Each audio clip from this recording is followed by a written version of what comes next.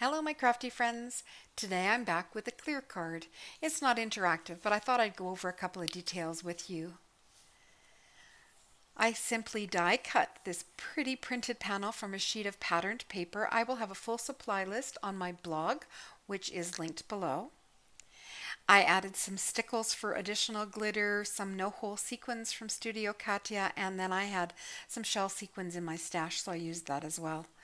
This is an A2 size card, so folded it is 5.5 by 4.25, and I used a 10 mil report cover to make my clear card base. It was easy to cut with my guillotine trimmer, and so I cut it down from a letter sized piece of cardstock, and so a half sheet would give me 2 clear cards, and I scored it using a scoring tool and my scoreboard.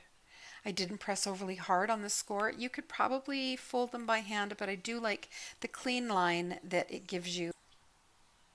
I don't like to waste my materials, so taking a chance and just trying to score it by hand, it's quite heavy weight. I didn't want to mess up a whole half sheet of this heavyweight acetate, so that's why I did actually score it. Now it looks like when the card is folded that it has a black mat, but the black piece is actually only on the back. So I used a stitched rectangle from Your Next Step to die cut the patterned paper, and then glue dots to adhere it to the acetate. Wet glue and acetate and me do not mix together, so I like a more dry adhesive to work with acetate.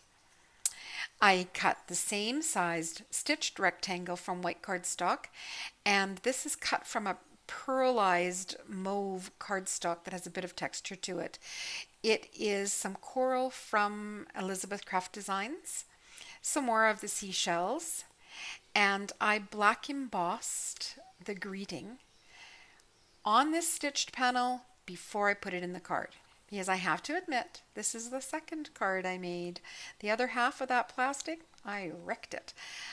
I know you have to be really careful with acetate that it will warp with heat. I heated up my heat gun. I was trying to clear emboss this panel or this sentiment here, and I had my heat gun as hot as it would go. I had it running for a little bit before I actually put it to the embossing powder. I hit it really fast, but oh, this just buckled. This area buckled and heated. Oh, it was a mess. There was no way I could salvage it. So I did cut that apart and saved the back panel to use for windows and shakers and things like that. But I wasn't going to take a chance on ruining this one. So if you are going to do heat embossing, maybe plan ahead a little bit and do your heat embossing before you actually adhere your panels inside your card. So that would be my tip for that. But I do like how you get the illusion of this piece having a nice black mat on it, and when you open it up, that mat disappears. Room to write a message on here, and it will mail flat for a single stamp.